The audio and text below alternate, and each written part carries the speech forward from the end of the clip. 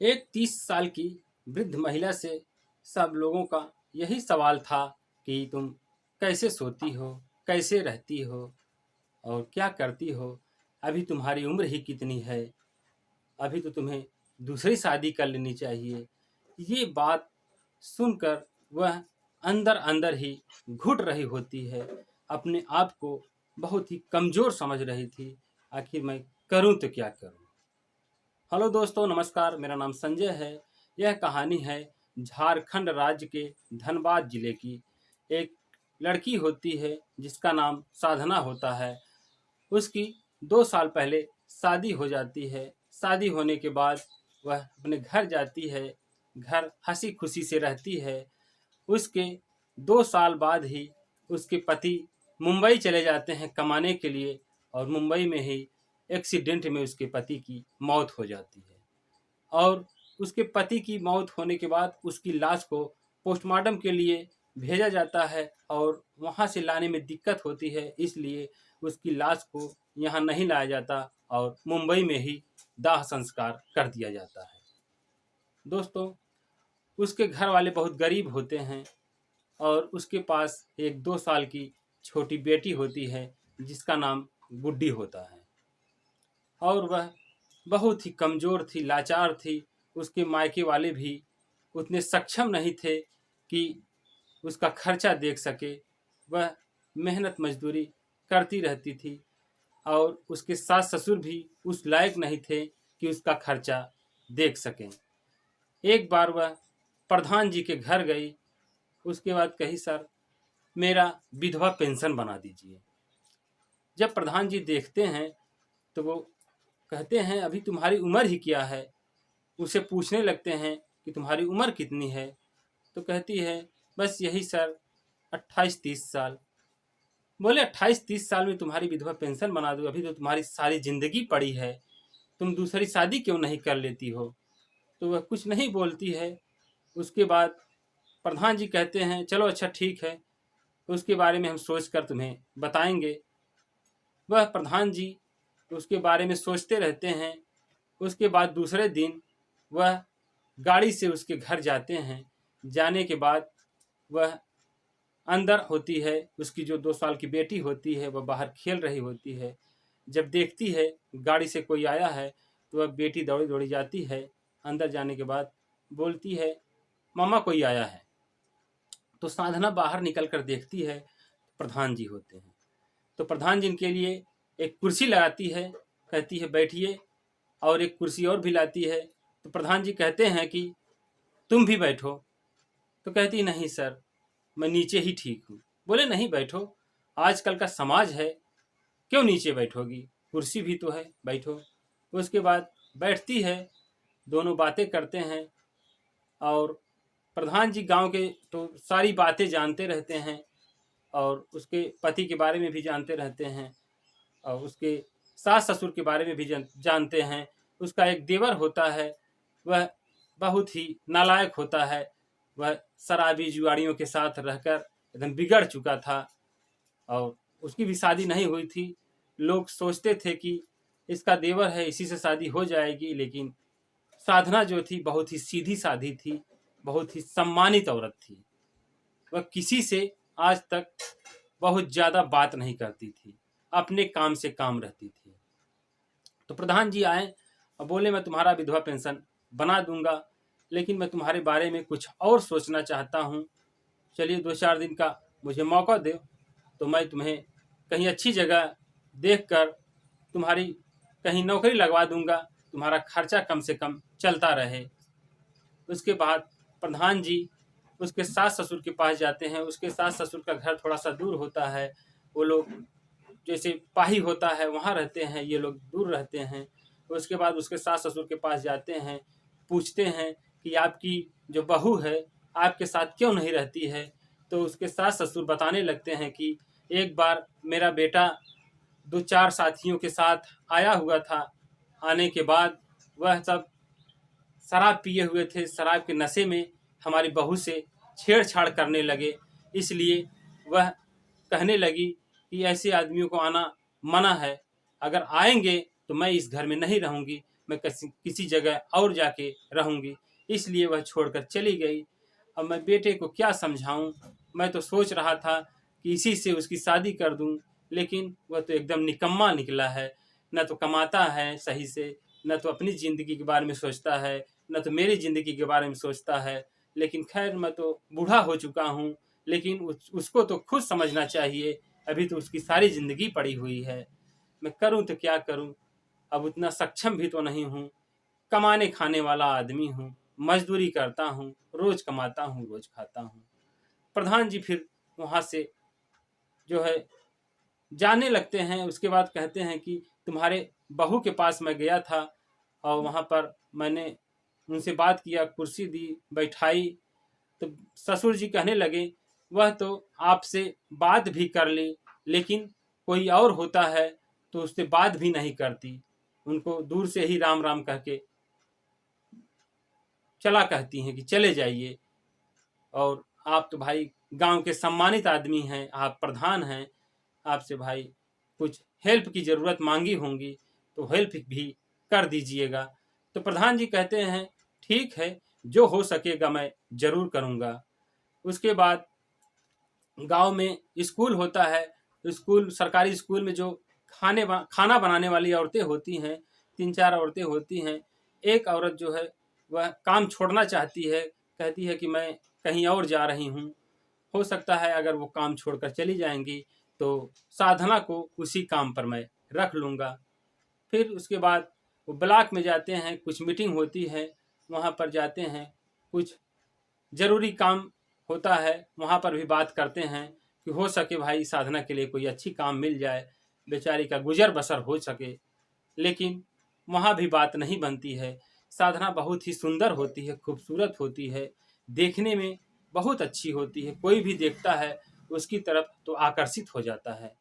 लेकिन वह एक सम्मानित औरत थी, किसी से ज़्यादा लगाव नहीं रखती थी।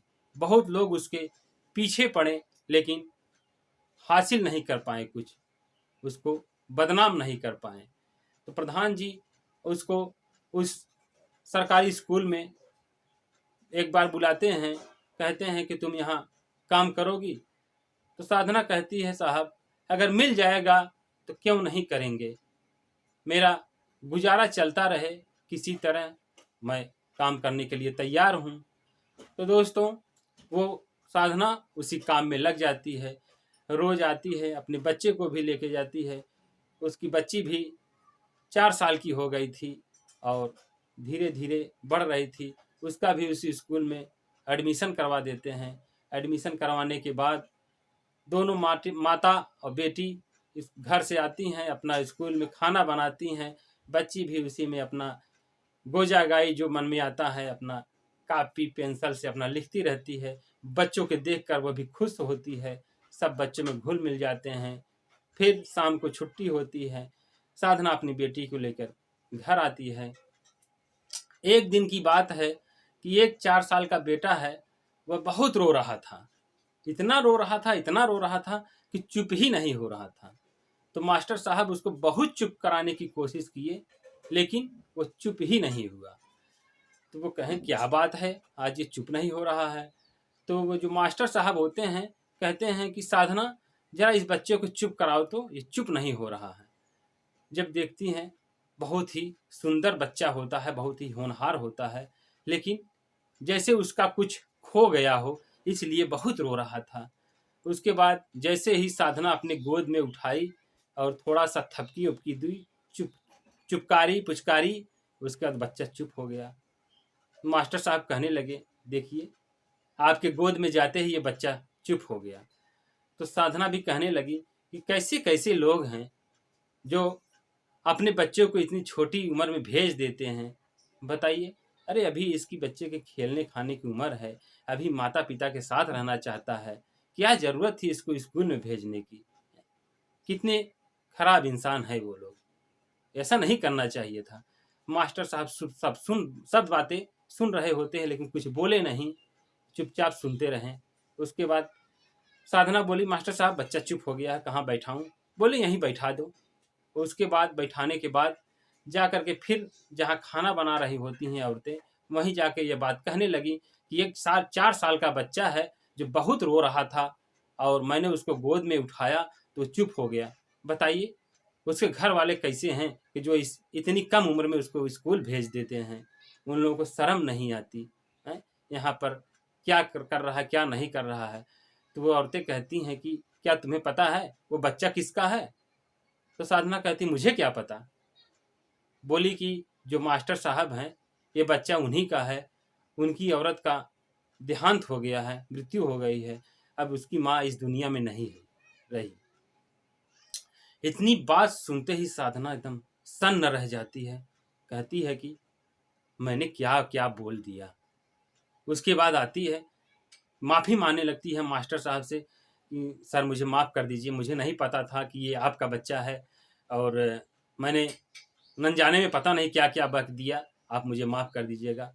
तो मास्टर साहब कहते हैं कि कोई बात नहीं है, ये तो अनजाने में हो भी जाता है, अब क्या आपको थोड़ी पता था कि ये मेरा बच्चा है, लेकिन इसकी माँ जो है इसको पैदा होते ही गुजर गई, इसलिए मेरे घर में और कोई है नहीं, माँ है बूढ़ी है लेकिन वह दिन भर बच्चे को संभाल नहीं पाती है, इसलिए मैं कार से आता हूँ, बच्चे को ले आता हूँ, सोचता हूँ स्कूल में रहेगा, इसका दिल बहल जाएगा, बच्चों के साथ खेलेगा कूदेगा, नहीं तो घर में रहते रहते बोर हो जाएगा, इसलिए मैं रोज़ लेके आता हूँ और रोज़ लेके जाता हूँ। तो कहने लगे तो साधना बहुत ही मन में सोचती रहती है कि ऐसा नहीं कहना चाहिए, किसी का भी बच्चा हो, लेकिन आदमी हमने जो बोल दिया वो बहुत ही गलत बोला। वह दिन भर यही बात सोचती रही। उसके बाद आते हैं प्रधान जी, पूछते हैं क्या साधना कैसा चल रहा है काम धाम। बोले काम धाम तो बहुत अच्छा चल रहा है और मैं बहुत खुश हूँ वहाँ जा कर के, आपने हमारे ऊपर बहुत ही मेहरबानी कर दिए हैं, आपका लाख लाख शुक्रगुजार है।